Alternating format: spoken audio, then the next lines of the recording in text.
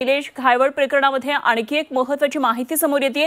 घायवळचे मराठवाडा पवनचक्की माफियांबरोबर सुद्धा संबंध होते आणि पवनचक्की माफियांचं नाव अमोल लाखे आहे। अमोल लाखेसोबत घायवळचे आर्थिक व्यवहार असल्याचं आता पुढे येते। निलेश घायवळचे मराठवाड्यातले पवनचक्की माफियाबरोबर संबंध आता उघड झाले।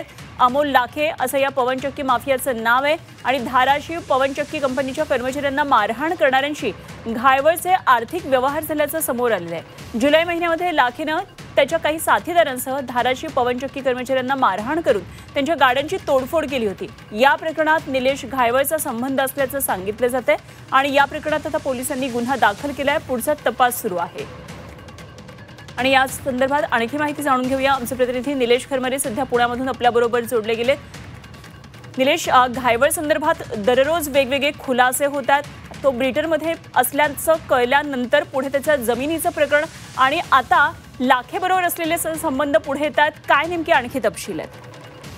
खरंच आता ज्या प्रकारे पुणे पोलिसांनी रेडिओ नंतर आता पवनचक्की संदर्भातली पण माहिती आहे ती समोर आलेली आहे। निलेश घायवळ याचे काही संबंध होते मराठवाड्यातील पवनचक्की या माफियांसोबत आणि त्या संदर्भातला एक संशयित आरोपी जो आहे अमोल लाखा याला काल पुणे पोलिसांनी ताब्यात घेतलं होतं आणि त्या अनुषंगाने आता तपास सुरू आहे। खरं तर जुलै महिन्यामध्ये अमोल लाखा जो आहे त्यांनी पवनचक्की कर्मचाऱ्यांसोबत मारहाण केली होती। त्यांच्या साथीदारांनाही मारहाण केली होती। तोही गुन्हा दाखल होण्याची शक्यता आहे।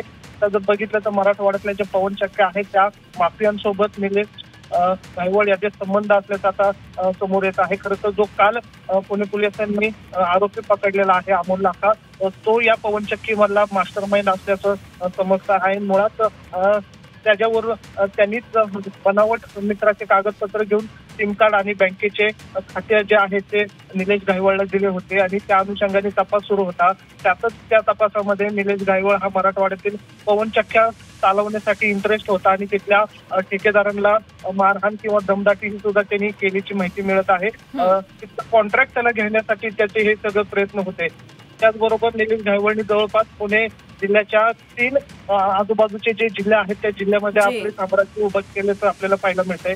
तर काल पुणे पोलिसांनी निलेश घायवळची 60 एकर जमीन जी आहे ती सुद्धा ताब्यात घेण्याचं कामकाज सुरू केलेलं आहे। जे 12 शेतकरी आहेत त्यांना बोलवून निलेश घायवळचे वेगवेगळे जसे आणखी संबंध पुढे येतात, सगळे आर्थिक हितसंबंध पुढे येतात, तसे वेगवेगळे खुलासे होतात। त्याच्यात आता लवकरच मुसक्या आवळल्या जातील अशी एक आशा आहे। धन्यवाद दिलेल्या सगळ्या सविस्तर माहितीसाठी निलेश।